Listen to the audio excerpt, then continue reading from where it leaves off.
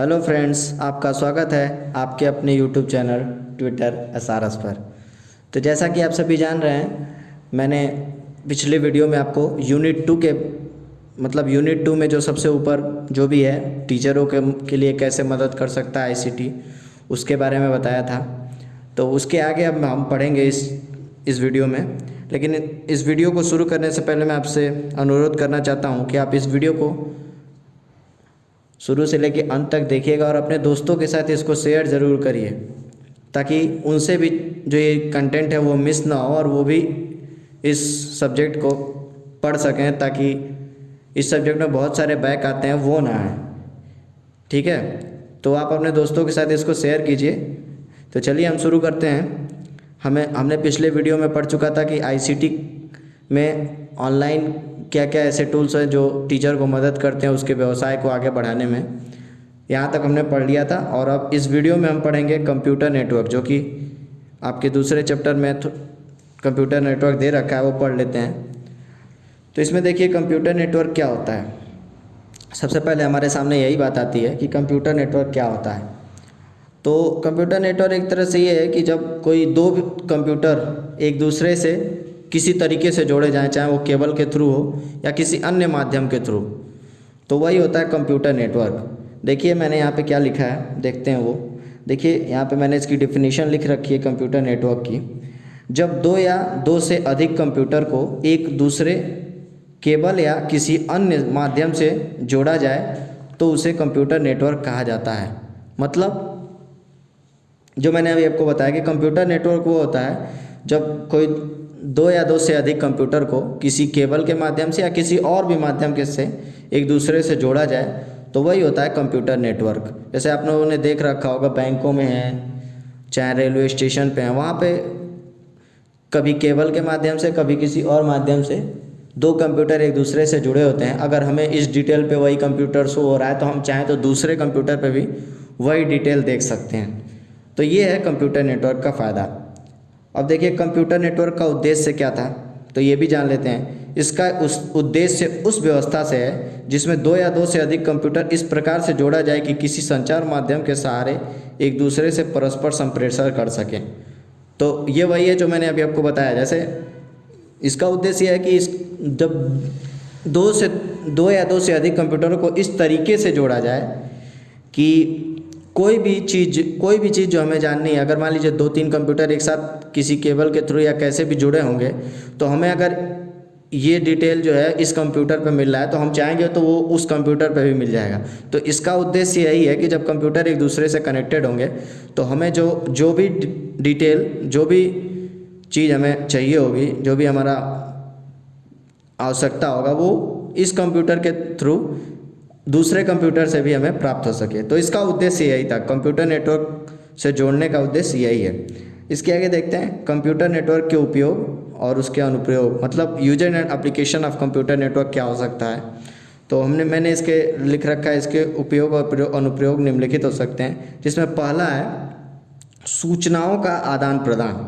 अब सूचनाओं का आदान प्रदान क्या है, तो देखिए सूचनाओं का आदान प्रदान नेटवर्क से जुड़े अलग अलग कंप्यूटरों की सहायता से होता है। मतलब वही कि दो कंप्यूटर एक दूसरे से जुड़े हैं और हम सूचना को इस कंप्यूटर से उस कंप्यूटर में ट्रांसफ़र करते हैं ताकि यहाँ के लोग भी जान जाएं, कहीं और के भी लोग जान जाएं। कोई ज़रूरी नहीं है कि एक जगह का ही कंप्यूटर जुड़ा होता है, दूर दूर के भी कंप्यूटर दूसरे माध्यम से जुड़े होते हैं, इंटरनेट के थ्रू जुड़े होते हैं या और भी किसी तरीके से। तो यही है, सूचनाओं का आदान प्रदान होता है।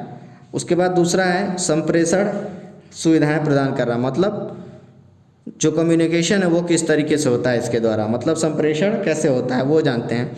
इसके द्वारा नेटवर्क प्रणाली ने दूरियां मिटाकर संप्रेषण प्रक्रिया को बहुत ही सरल बना दिया है। व्यक्ति कहीं भी बैठा हो वो इंटरनेट के माध्यम से अपना संदेश तुरंत प्राप्त कर सकता है या तुरंत पा जाएगा। मतलब वही है, जैसे कि मैंने आपको बताया कि अगर दो कंप्यूटर एक दूसरे से जुड़े हों तो अगर हम चाहेंगे तो हम कहीं भी बैठे हों, अगर वो कंप्यूटर से कनेक्टेड है तो हम जाएंगे साइबर कैफ़े और वहाँ से जाके अगर वहाँ पे कोई भी वेबसाइट पे कुछ भी जाके हम अपना डिटेल तुरंत पा सकते हैं। तो ये एक ऐसी सुविधा है जो घर पे बैठ के हम फ़ोन से भी पा सकते हैं, वो भी इंटरनेट के थ्रू। ऐसे इंटरनेट के थ्रू जुड़ा रहेगा और हमें जो भी जानकारी चाहिए होगी वो हम घर बैठे पा सकते हैं। तो मतलब इसमें ये नहीं है कि हमें कहीं जाके ही हमें जानकारी मिल सकती है, हमें घर बैठे हुए भी जानकारी मिल सकती है। तो इंटरनेट ने ये हमारे लिए बहुत अच्छा किया है कि हमको कहीं भी बाहर जाने की ज़रूरत नहीं है, हम घर बैठे रहेंगे, वो इंटरनेट से हमारा कंप्यूटर कनेक्ट रहेगा और हमें जो कुछ भी जानना है वो हम ईजिली जान सकते हैं।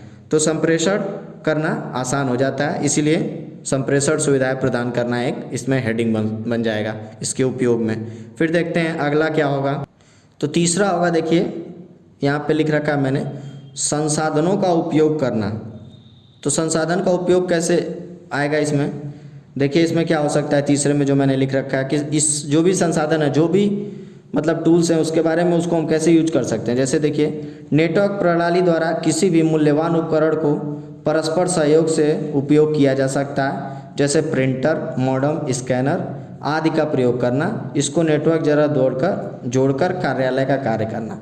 तो यही है कि मतलब संसाधनों का हम कैसे उपयोग कर सकते हैं। तो जैसे आप सभी जानते हैं, हमें कोई भी जब हमें प्रिंट आउट लेना होता है तो हम जाते हैं तो वहाँ पे कंप्यूटर और प्रिंटर एक केबल के थ्रू और इंटरनेट के थ्रू एक दूसरे से जुड़े होते हैं। तो जो भी हम कंप्यूटर पर अपना जो डॉक्यूमेंट है वो देते हैं और उसको एक प्रिंटर के थ्रू उसको हम प्रिंट कर लेते हैं और हमारे पास आउटपुट आ जाता है। ऐसे ही मॉडेम है, जो मॉडेम होता है कि इंटरनेट कनेक्टिविटी कैसे होती है वो देखता है। स्कैनर होता है, इस सब का प्रयोग करके हम कोई भी चीज़ को आसानी से प्राप्त कर सकते हैं। अगर हमें कोई भी प्रिंट आउट कराना है, नेटवर्क से कुछ इंटरनेट पे सर्च करना है, तो यही है कि मतलब किस माध्यम से वो जुड़े हैं और हमें क्या क्या हमारी मदद कर रहे हैं। तो इसमें देखिए इसको नेट, और जैसे ऑफिस में बहुत सारे होते हैं, बहुत सारे प्रिंटर और कंप्यूटर एक दूसरे से कनेक्टेड होते हैं और वो ऑफिस का कार्य आसानी से करते हैं। तो यही है संसाधनों का उपयोग करना, मतलब ये जो भी संसाधन है उसका हम कैसे उपयोग करते हैं ये उसके अंतर्गत आ जाए। प्रिंटर का,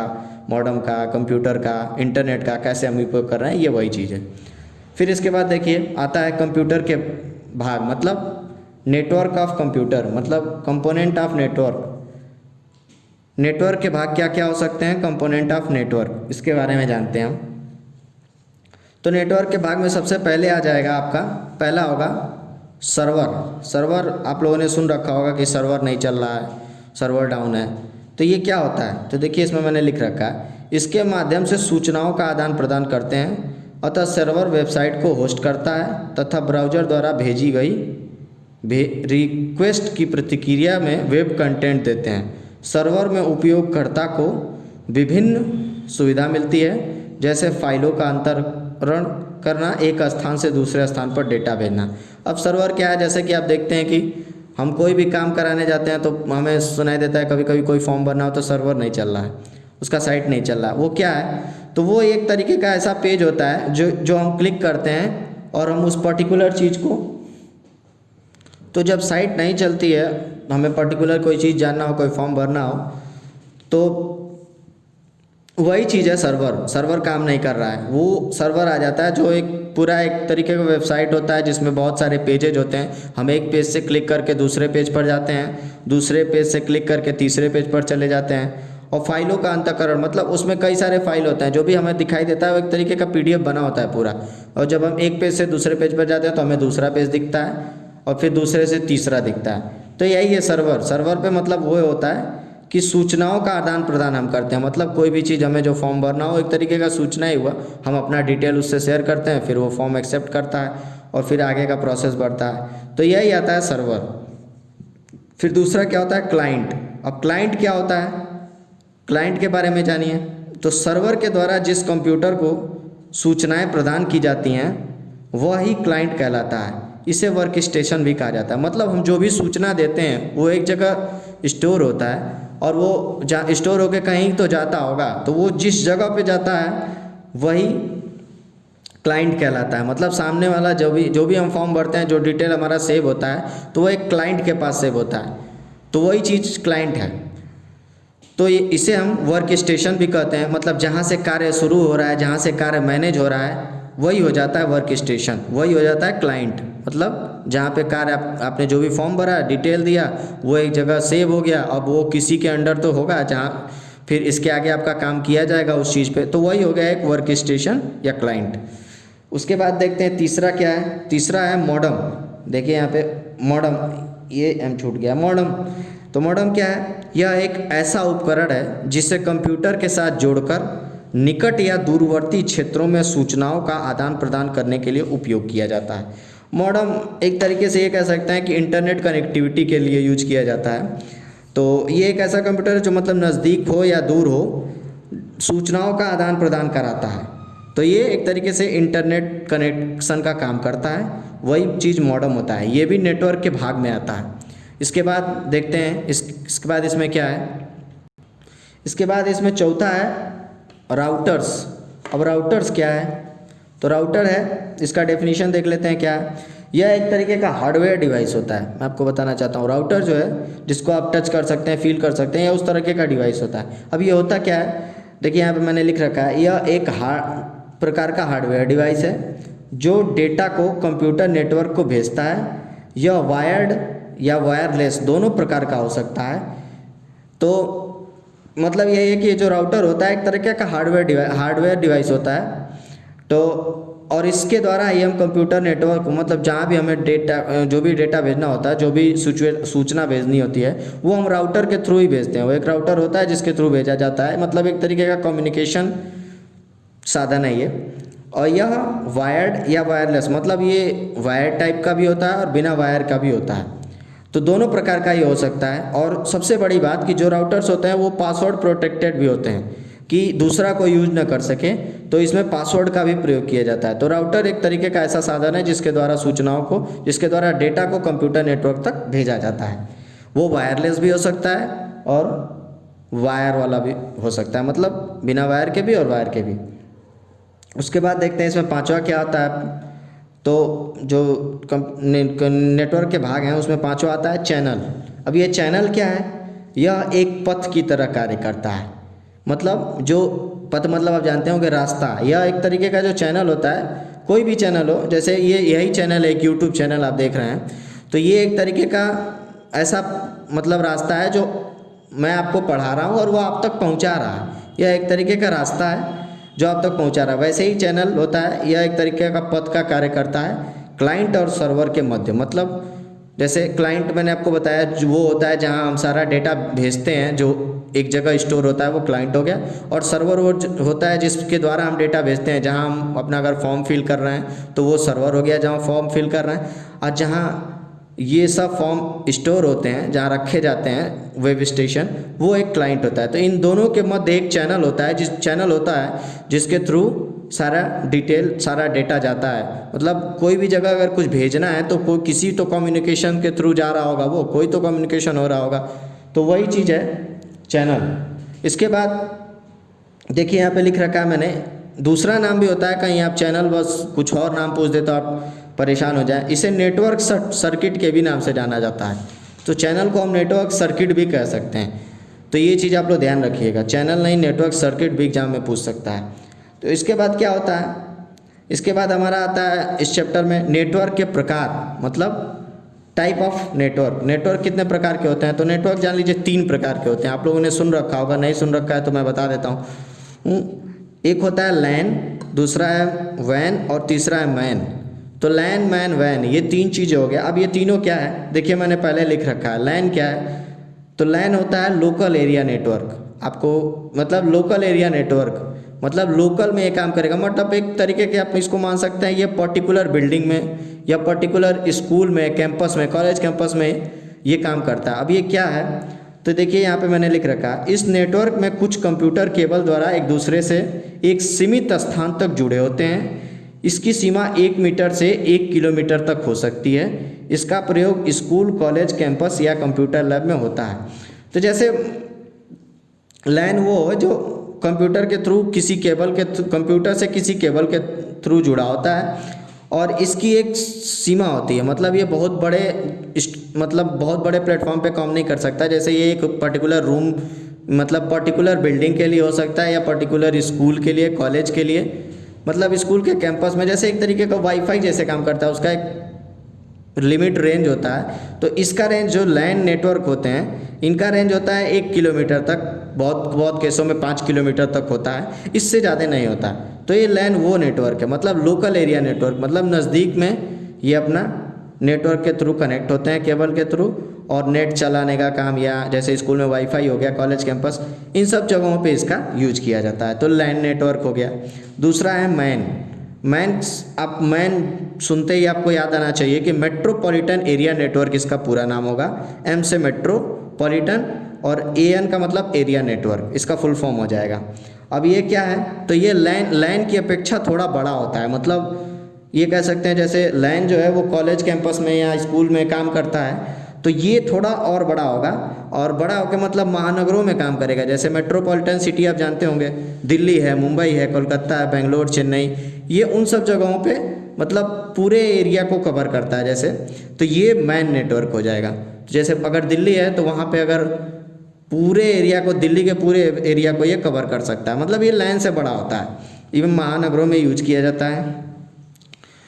और उसके बाद क्या लिख रखा है मैंने, जैसे दिल्ली, मुंबई, बेंगलोर, चेन्नई जैसे महानगरों में यूज होता है कि विभिन्न स्थानों पर कंप्यूटर को नेटवर्क के माध्यम से जोड़ने के लिए काम में लाया जाता है। मतलब वही है कि इंटरनेट चलाने के लिए, इंटरनेट की कनेक्टिविटी बनाए रखने के लिए इसको कई कंप्यूटरों से नेटवर्क के माध्यम से जोड़ा जाता है, और ये मेट्रोपॉलिटन एरिया में मैन का यूज होता है। इसमें एक तरीके का एम्पलीफायर भी यूज किया जाता है। अब एम्पलीफायर क्या होता है ये मैं आप लोगों को अगले वीडियो में, उसके बाद जब भी कहीं और नाम आएगा, एम्पलीफायर के बारे में डिटेल कहीं दे रखा होगा मुझे पढ़ाने के लिए, वो भी मैं आपको बता दूंगा। ये एक एम्पलीफायर के थ्रू कनेक्ट होता है, मतलब इसमें एक एम्पलीफायर यूज किया जाता है ताकि डेटा, एम्पलीफायर एक तरीके का वो चैनल है, मैं अभी बता देता हूँ आपको, जो डेटा को सिक्योर रखता है, मतलब डेटा करप्ट ना हो या डेटा का मिसयूज ना हो, इस चीज़ के लिए एम्पलीफायर का यूज किया जाता है। देखिए यहाँ पर मैंने लिख रखा है, इसमें डेटा सिक्योर करने के लिए एम्पलीफायर का यूज होता है। तो ये रहा हमारा मैन, मेट्रोपॉलिटन एरिया नेटवर्क के बारे में। तीसरा क्या है, वैन, मतलब वाइड एरिया नेटवर्क क्या होता है।